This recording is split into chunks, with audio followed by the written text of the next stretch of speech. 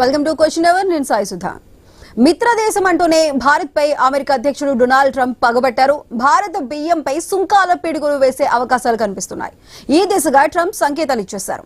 భారత్ నుంచి దిగుమతయ్యే బియ్యంపై ఫోకస్ పెట్టారు ఆయన. సబ్సిడీ బియ్యం దిగుమతులు తమ మార్కెట్ ను దెబ్బతీస్తున్నాయని అమెరికాలో చర్చ జరుగుతోంది. ఈ దిగుమతులు దేశీయంగా అమెరికాలో ధరలు తగ్గిస్తున్నారని అక్కడి మంత్రులు ఆరోపిస్తున్నారు.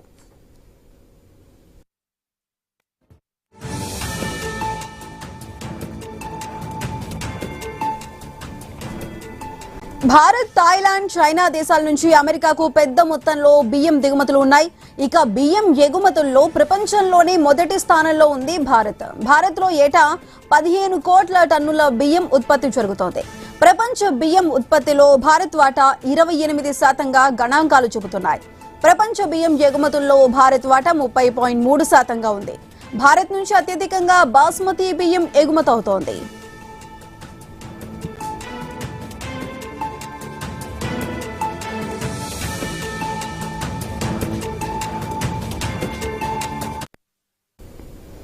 రెండు 2024-25లో 59.44 లక్షల టన్నుల బియ్యం ఎగుమతైతే అందులో బాస్మతి బియ్యం ఎగుమతి 33.23 లక్షల టన్నులుగా లెక్కలు తేలుతున్నాయి. 2025-26లో ఏప్రిల్ అక్టోబర్ వరకు 118.67 లక్షల టన్నుల ఎగుమతైతే ఒక్క అమెరికాకే 2.11 లక్షల టన్నుల బియ్యం ఎగుమతి చేశారు. ఇలా తాజా ఆర్థిక సంవత్సరంలో అమెరికాకు ఎగుమతైన బియ్యం విలువ 1790 కోట్లు. గత ఏడాది 3311 కోట్ల విలువైన బియ్యం అమెరికాకు ఎగుమతి చేశారు.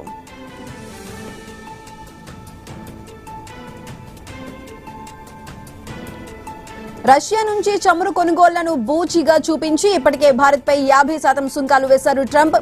ఇప్పుడు బియ్యాన్ని సాకుగా చూపించి మరిన్ని టారిఫ్లు వేస్తారనే ఆందోళన నెలకొంది. సుంకాలు వేస్తే తెలుగు రాష్ట్రాల్లోని ఎగుమతులకు దెబ్బగా చెప్పుకుంటున్నారు. ఈ మధ్య ఆక్వా ఉత్పత్తులపై టారిఫ్ల ప్రభావం ఆందోళన రేకెత్తించింది.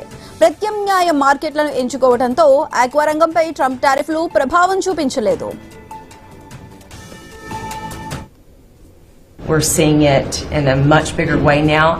The tariffs are working, but we need to double down because you want more. I mean, they're cheating, right? They're they're just subsidizing and then India. Tell me about India. Why is India allowed to do that? They have to pay tariffs. Do they have an exemption on rice? No, sir. We're still working on their trade deal. So yeah, but they should be dumping. I mean, I heard that from others. So you can't do that. There's a WTO case against India now. Give me the countries if you could. Go ahead. India. Who else? So India. Mark it down. Which is good? yes, sir. India, Thailand, China into Puerto Rico, not into the continental U.S., but into Puerto Rico. భారత బియ్యంపై సుంకాల పిడుగు వేసే అవకాశాలు కనిపిస్తున్నాయి. ఈ దిశగా Trump సంకేతాలు కూడా ఇచ్చేశారు. అయితే భారతీయ బియ్యంపై వేయబోయే టారిఫ్లకి సంబంధించి మనతో పాటు మాట్లాడడానికి విశ్లేషకులు మన్నెం కోటేశ్వరరావు గారు అందుబాటులో ఉన్నారు. అదేవిధంగా మస్తాన్ రావు గారు కూడా అందుబాటులో ఉన్నారు. ముందుగా మన్నెం కోటేశ్వరరావు గారు, నమస్కారం అండి.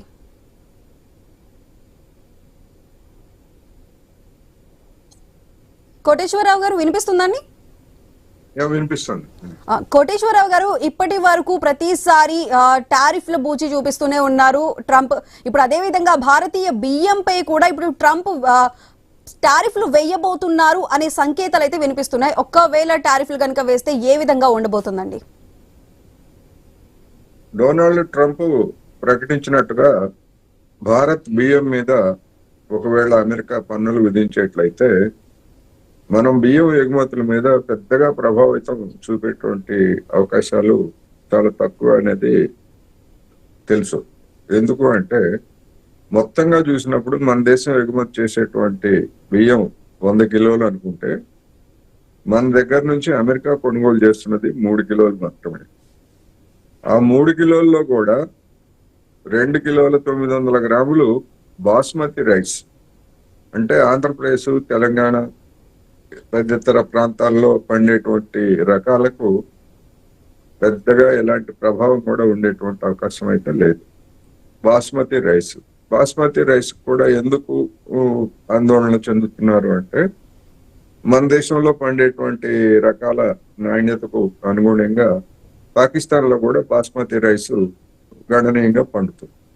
అందుకని మనల్ని బెదిరించి పాకిస్తాన్ నుంచి మరి ఆ విధంగా కొనుగోలు చేయడానికి ట్రంప్ ప్రకటించాడా, లేకపోయేట్లయితే వాణిజ్య ఒప్పందంలో ఇతర అంశాలని మన మీద రుద్దటానికి ఈ విధంగా బియ్యం మీద నేను పన్ను వేస్తానని బెదిరించాడా అనేది చూడాల్సి ఉంది.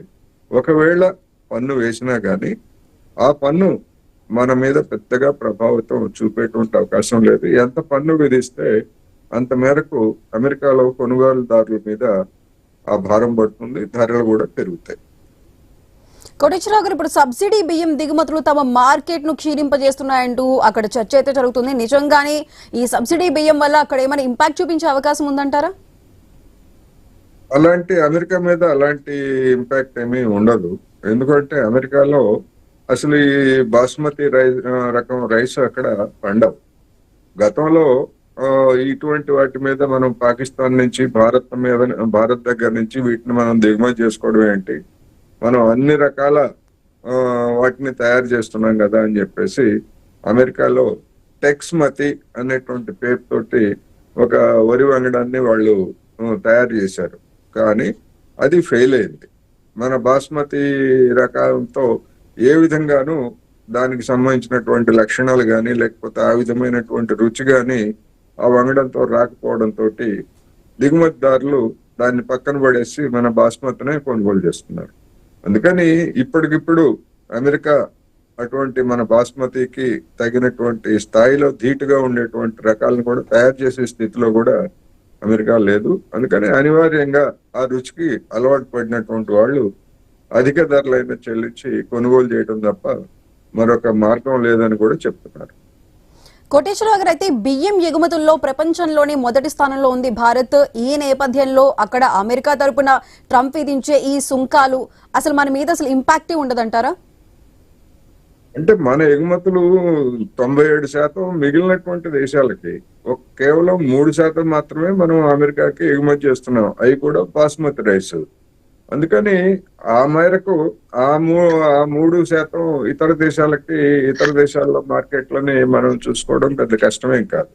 ఎందుకంటే మన ప్రభుత్వం కూడా మన ఎగుమతుల్ని చేయడానికి అవసరమైనటువంటి కొన్ని రకాల సబ్సిడీలు ఇస్తా ఉంది. అందువలన అది పెద్ద సమస్య కాదు మన దేశానికి. ఎందుకంటే పెద్ద మొత్తంలో 20%, 10% లేదా అంతకంటే ఎక్కువ ఉందనుకోండి, అప్పుడు మన మీద ఇమ్మీడియట్ గా ఎఫెక్ట్ పడుతుంది. ఇప్పుడైతే నా అభిప్రాయం ప్రకారం తక్షణం పడేటువంటి ఎఫెక్ట్ కూడా ఏమీ ఉండదు అనే నేను అనుకుంటున్నాను. కోటేశ్వరరావు గారు, ఇప్పటికే 40% టారిఫ్ ఉందని చెప్తున్నారు. మరి నెక్స్ట్ ఒకవేళ పెంచితే గనక ఇంకా అది ఎంత వరకు వెళ్లే అవకాశం ఉంది? ఇప్పుడు పిచ్చోడి చేతిలో రాయిలాగా ఉంది. ట్రంప్ ఎంత పెంచాలనుకుంటే అంత పెంచుతాడు. అయితే పెంచిన దాని మీద అమెరికాలోనే గొడవలు అవుతున్నాయి. ఉదాహరణకు డెమోక్రటిక్ పార్టీకి చెందినటువంటి 3 ఎంపీలు మరి కొందరు కలిసి ఇటువంటి పన్నుల పెంపుదలకు వ్యతిరేకంగా పార్లమెంట్ లో ఒక బిల్లును కూడా ప్రవేశపెట్టారు. సరే, ఆ బిల్లు ఆమోదం పొందుతుందా?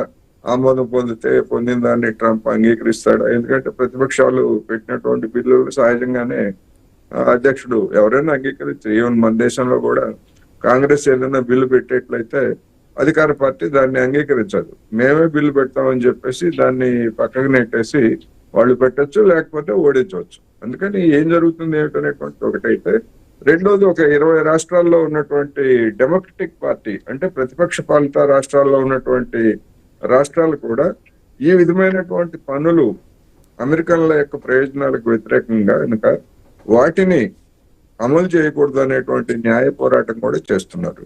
మరి ఆ న్యాయ పోరాటంలో ట్రంప్ గెలుస్తాడా, లేకపోతే రాష్ట్రాలు గెలుస్తాయా? ఒకవేళ అటువంటి న్యాయ పోరాటంలో స్థానికమైనటువంటి కోర్టులు తీర్పు ఇచ్చినప్పటికీ హైకోర్టు అల్టిమేట్ గా వాటన్నిటిని కూడా కొట్టేస్తే చేయగలిగింది ఏమీ లేదు. ఎందుకు అంటే అమెరికా రక్షణకు లేకపోతే ఇతరత్ర కారణాలతోటి వాటిని మేము ప్రభుత్వం ఆ విధమైనటువంటి నిర్ణయం తీసుకుంది అని ట్రంప్ సర్కారు వాదించింది అనుకోండి, సుప్రీంకోర్టు కూడా అంగీకరించేటువంటి అవకాశం ఉంది. అందుకని ఏం జరుగుతుంది ఏమిటనేటువంటిది ఇప్పటికైతే ఒక అనిశ్చితమైనటువంటి పరిస్థితి అక్కడ ఉన్నది. ఈ సమయంలోనే మన దేశం మీతో వాణిజ్య ఒప్పందం గురించి మనల్ని ఒత్తిడి చేయడానికి, మనల్ని బెదిరించడానికి ట్రంప్ ఇలాంటి ప్రకటనలు చేస్తున్నాడు అనేది స్పష్టం. ఓకే, మస్తాన్ రావు గారు నమస్కారం అండి. మస్తాన్ రావు గారు, నమస్తే. ముందుగా మనం చూసుకుంటే ఇప్పటికే రష్యా నుంచి చమురు కొనుగోళ్ల అంశాన్ని అదొక బూచిగా చూపించి ఇప్పటికే 50% సుంకాలు విధించారు. ఇప్పుడు అదేవిధంగా ఆక్వా రంగం మీద, అదే ఇప్పుడు చూసుకుంటే రైస్ మీద, మన భారతీయ బియ్యం మీద కూడా ఇప్పుడు సుంకాలు విధించే అవకాశం ఉందంటున్నారు. మీ వెర్షన్ ఏంటండి? గుడ్ ఆఫ్టర్నూన్ అండి కోటేశ్వరరావు గారికి, అదేవిధంగా మీకు ఐనిస్ ప్రేక్షకులు కూడా. ఇందాక కోటేశ్వరరావు గారు చెప్పిన పిచ్చోడి చేతిలో రాయి ఎలా అయితే ఉందో, ట్రంప్ రెండవసారి ముఖ్యంగా మనం పరిశీలిస్తే కనుక, అంటే ఆయన వార్ధక్యంలో అమెరికా ప్రెసిడెంట్ అవటం కూడా ఇట్లా విపరీత ఆలోచనలు, విపరీతంగా ఇట్లాంటి థింకింగ్ చేయటం, ఇతర దేశాలతో పోట్లాటలు, ఆయన చేస్తున్న వ్యాఖ్యానాలు, ఇవన్నీ చూస్తే ఆయన నిజంగానే ఆయనకి అధ్యక్షుడిగా పనికిరాడేమో అన్నట్టుగా ఉంది. ఆయన చేస్తున్న వ్యాఖ్యానాలు కానీ ఏంటంటే, ఇండియా పాకిస్తాన్ అను యుద్ధాన్ని నేను ఆపానంటాడు, ఉక్రెయిన్ నా చేతిలోనే ఉంది అది ఆపటం అంటాడు, రష్యా ఎక్స్ట్రాలు చేస్తే కనుక మేము ఇండియా నుంచి కూడా చమురు కొనటం ఆపేపిస్తామని చెప్పేసి మనల్ని బెదిరిస్తాడు. ఇట్లా ఒక్కళ్ళని కాదు, మనం అక్కడ ఇజ్రాయెల్ అదేవిధంగా హమాస్ విషయంలో మనం చూస్తే, అక్కడ పాలస్తీనా విషయంలో కూడా అలాంటి కామెంట్స్ అంటే ఆయన వ్యాఖ్యలకు కానీ ఆయన వ్యవహార శైలి కానీ విపరీత పరిణామాలు చోటు చేసుకుంటున్నాయన్నా కూడా అదే విధంగా వెళ్తా ఉంది. ఇక్కడ ఏంటంటే, మనం బియ్యం ఆక్వా గురించి మనం చర్చించుకుంటున్నాం కానీ ఆయన చూస్తే అసలు వాళ్ళ దేశంలోనే ద కింగ్స్ డే అని కానీ రకరకాల నిరసనలు వ్యక్తం అవుతా ఉన్నాయి. అది కూడా ఆయన చూడట్లేదు. అనేక మంది వాళ్ళే కేసులు వేస్తా ఉన్నారు కోర్టులు కూడా ఇంటర్ఫీర్ అవుతా ఉన్న పరిస్థితి. ఈరోజు ఏకంగా వాళ్ళ సెనెట్ లోనే పెట్టిన పరిస్థితి, 3 ఎంపీలు. అసలు ఇండియా అనేది ఒక ప్రముఖమైన దేశం, అలాంటి దేశంతో మనం ఎందుకు తగాదా పెట్టుకుంటున్నాము, అది మన మీద చాలా ప్రభావం చూపుతుంది అనేది వాళ్ళందరూ కూడా ఈరోజు ఆలోచన చేస్తా ఉన్నారు.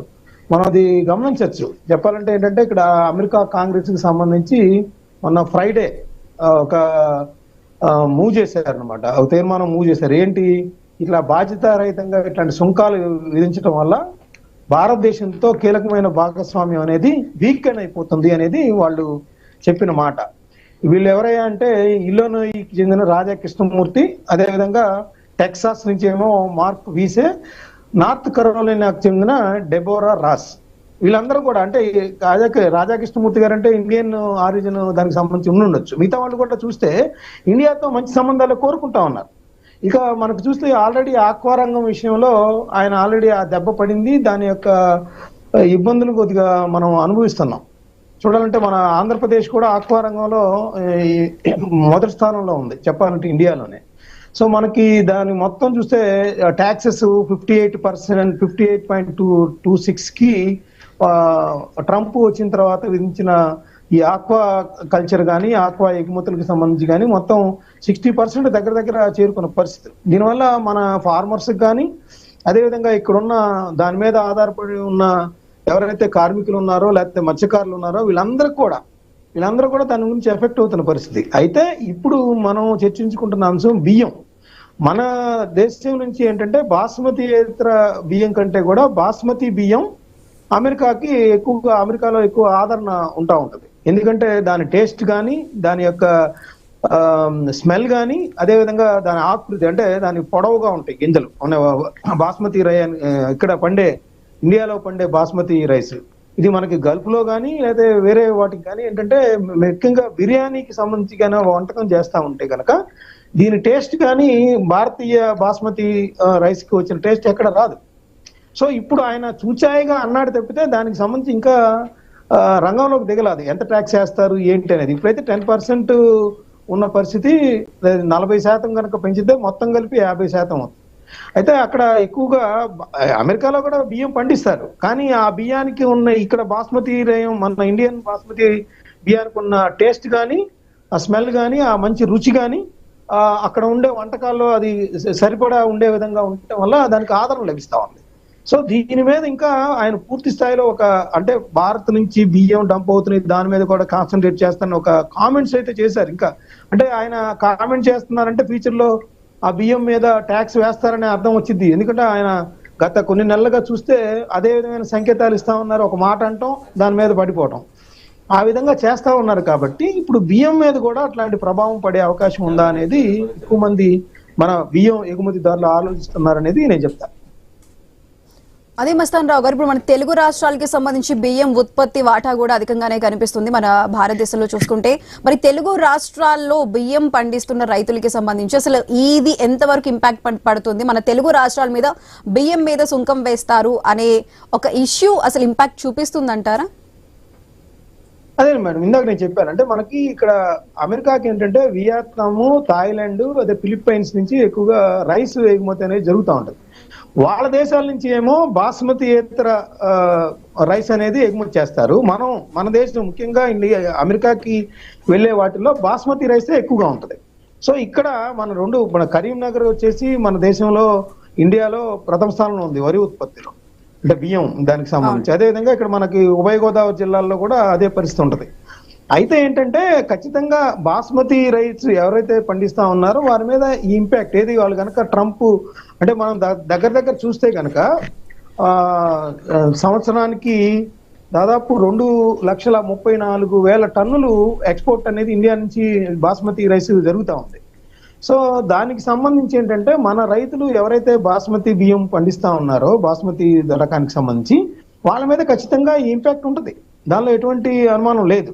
అయితే ఇప్పుడు మనం రష్యా నుంచి చమురు కొనుగోళ్ల విషయంలో ఎట్లయితే మనం వాళ్ళని ఇప్పటికే థ్రెటనింగ్ చేస్తా ఉన్నారు, ఆ థ్రెటనింగ్ ని భారత్ పట్టించుకోవట్లేదు అనే దాని మీద ఇతను కోపంగా ఉన్నారు. ఆ కోపాన్ని ఎలా చూపించాలి, ఇంకా వీళ్ళని ఎలా వేధించాలి అనే దానిలో భాగంగా వచ్చిన ఆలోచనలే ఇప్పుడు ఈ బియ్యానికి సంబంధించిన ఇది. అయితే నాకు తెలిసి ఏంటంటే ఈ బియ్యం అమెరికా కనుక దిగుమతి చేసుకోకపోతే అంటే అక్కడ వినియోగదారుల మీద పడుతుంది ఇదంతా కూడా. ఎవరైతే కావాలనుకుంటారో వాళ్ళు ఖచ్చితంగా ఎక్కువ రేట్ ఇచ్చి కొనుక్కుంటారు.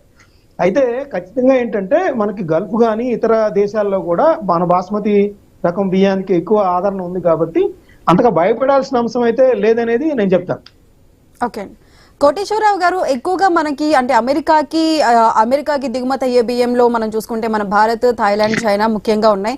ఇప్పుడు కేవలం మన భారత్ మీదే కాదు, ఓవరాల్ గా అందరి మీద కూడా ఈ సుంకాలు ఇంపాక్ట్ అయితే ఉండబోతుంది. కానీ మనం దీన్ని ఇప్పటికే మనకి మిత్ర దేశం అంటూనే భారత్ మన మీద పరోక్షంగా ప్రత్యక్షంగా కూడా కొన్ని సార్లు ఆ నెగిటివిటీ చూపించడం మనం చూస్తూనే ఉన్నాం, ఈ టారిఫ్ల విషయంలో కానీ మిగతా మాటల విషయంలో కానీ.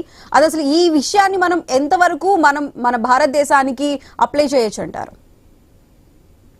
అంటే ట్రంప్ తన దగ్గర ఉన్నటువంటి ఆయుధ సంపద అదేవిధంగా ప్రపంచంలో ధనిక దేశం, ఆ ధనస్వామ్యాన్ని చూసి లేదా ఆయుధాలను చూపించి ప్రపంచంలో తాను చెప్పినట్టుగా ప్రతి దేశం తనకు లొంగి ఉంటుంది, నందంటే నంది, పందంటే పంది అన్నట్టుగా వ్యవహరించాలి అనేటువంటి ఒక దురహంకారంతో అమెరికాలో ఉన్నటువంటి వాళ్ళు ట్రంప్ కావచ్చు, జో బైడెన్ కావచ్చు, ఎవరైనా అదే విధమైనటువంటి పద్ధతిలో ఉంటారు.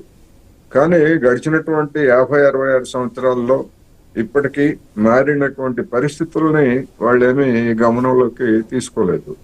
మనకి ఇప్పుడుకి గ్రామాల్లో తెలంగాణలో అయితే దొరలు, మాజీ దొరలు, ఆంధ్ర ప్రాంతంలో అయితే మాజీ జమీందారులు, వీళ్ళు అటువంటి వాళ్ళు కనిపిస్తుంటారు. వాళ్ళకి జమీలు పోయినా లేకపోతే దొరల భూములు పోయినా కానీ ఆ దొరతనం, జమీందారితనం మాత్రం పోదు.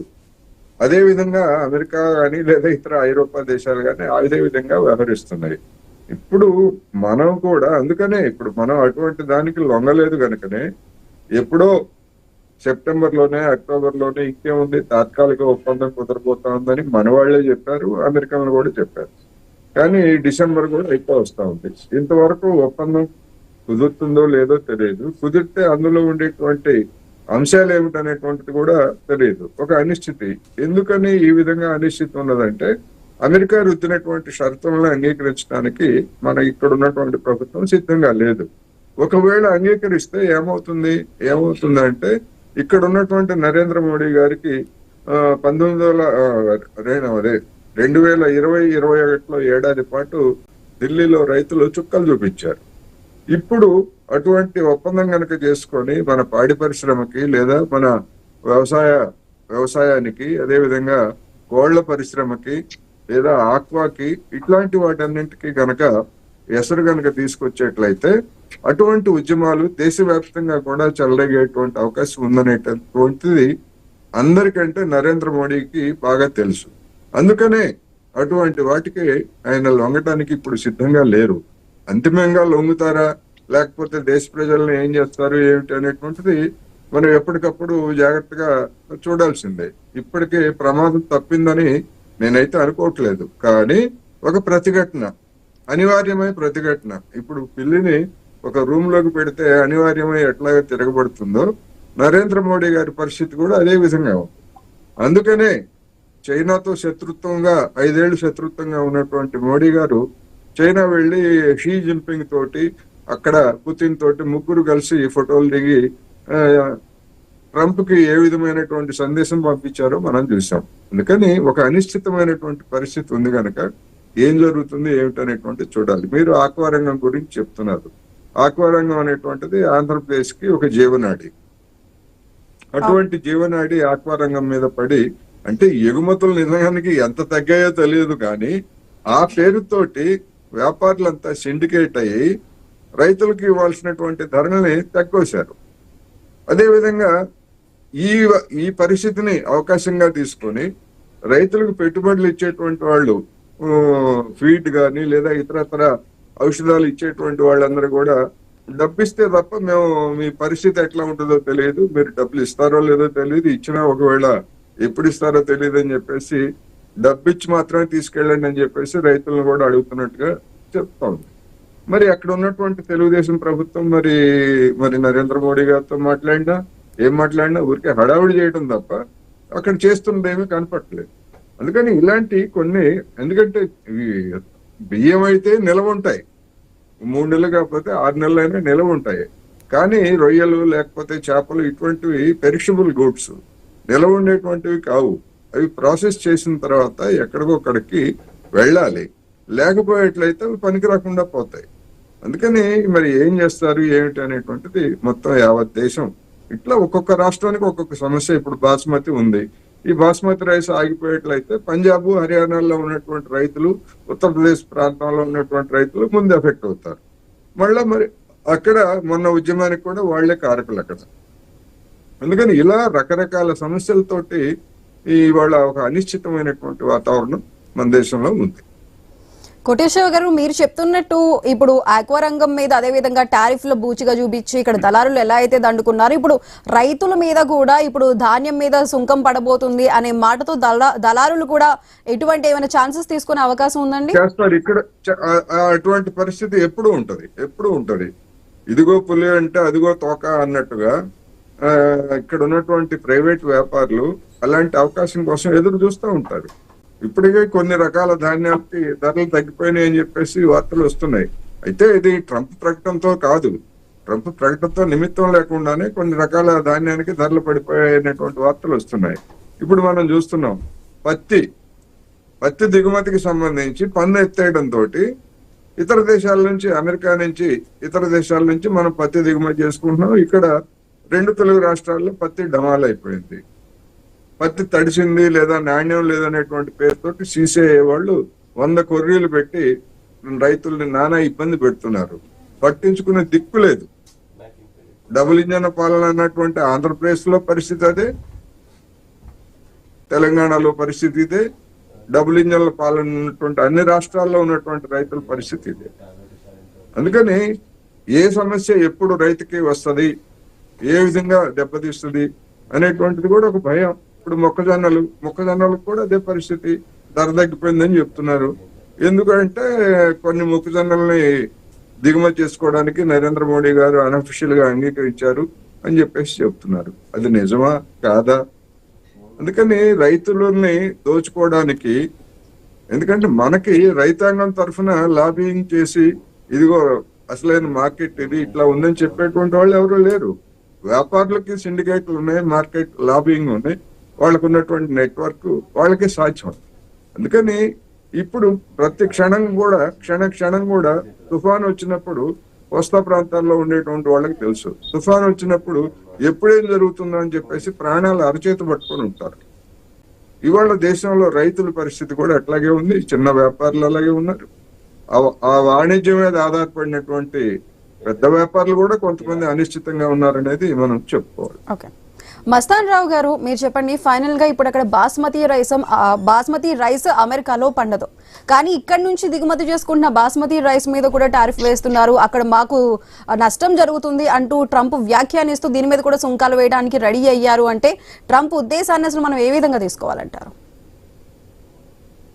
అసలు ఆయన ఇండియాకి సంబంధించిన వస్తువుల మీద కానీ ఇండియాకి సంబంధించిన ఉత్పత్తుల మీద కానీ ట్యాక్స్ వేయడానికి వాళ్ళకేదో నష్టం జరుగుతుంది అనేది సమస్య కాదు. భారతదేశం మీద ఆధిపత్యం వహించాలనే ఏకైక కారణం ఒకటి, ఆయన చెప్పిన మాట మనం వింటలేదనే ఒక ప్రతీకారం, ఒక కక్షపూరితంగా చేస్తున్న విషయం చెప్తే వాళ్ళ దేశంలో మన దేశం నుంచి, ఎందుకంటే మీరు చూడండి మన స్టూడెంట్స్ వెళ్తున్న విషయాన్ని మొదట్లో ఏమన్నారు, అట్లా రావడానికి వీళ్ళేదో రిస్ట్రిక్షన్ పెట్టారు, అది బాగా ప్రొటెస్ట్ వచ్చేసరికి ఏమన్నారు, మళ్ళీ మాట మార్చారు, లేదు ఇండియా వాళ్ళు తెలివైన వాళ్ళు వాళ్ళ సేవలు మేము ఉపయోగించుకుంటా ఉంటారు. సో ఆయన మాటల్ని ఏదో చెప్పారు కదా ఇందాక మనం చర్చించుకున్నట్టు, ఒక ఆయన మానసిక స్థితి మీద కూడా ఇటీవల కొన్ని ఐటమ్స్ కూడా వచ్చాయి. ఆయన మానసిక స్థితి ఎలా ఉంది ఏంటి, ట్రంప్ ఒక పిచ్చోడి చేతిలో రాయి అనేది ఒక నానుడు ఇక్కడ, కానీ నిజంగా మనకి ఒక ఆ సామెతను నిజం చేసే విధంగా ట్రంప్ ప్రవర్తిస్తున్నాడు. ఆ అమెరికా అధ్యక్ష పదవి అనేది ఆయన చేతిలో రాయిలాగా ఉంది ఇప్పుడు. ఆయన ఒక హుందాతనంతో ఒక ప్రపంచంలోనే ఒక ప్రధానమైన దేశంగా అన్నిటినీ ప్రభావితం చేసే ధనిక దేశంగా ఉన్నప్పటికీ కూడా, అయితే ఇక్కడ ఆత్మగౌరవం అనే సమస్య ఉంది. ఇప్పుడు మోడీ గారు ఇటీవల కాలంలో చెప్తున్న దాని ప్రకారం అసలు ఇలాంటిది కూడా మన యొక్క సహనానికి కానీ, లేదంటే మనం ఏ విధంగా అన్ని రంగాల్లో సెల్ఫ్ సఫిషియెంట్ అవ్వచ్చు, అంటే ఎగుమతులు ఆపేస్తేనో, వాళ్ళకి సంబంధించిన కొనటం ఆపేస్తేనో, వాళ్ళ ఆయుధాలు కొనటం ఆపేస్తేనో, లేదా ఇట్లా వార్నింగ్లు ఇస్తున్న నేపథ్యంలో అసలు మనం ఎందుకు వాళ్ళ దగ్గర ఉండాలి, మనమే ఎందుకు వాటిని ఉపయోగించుకోకూడదు అనే ఆలోచనలు కూడా దిశగా కూడా ఇండియా ఈరోజు ఆలోచన చేస్తా ఉంది.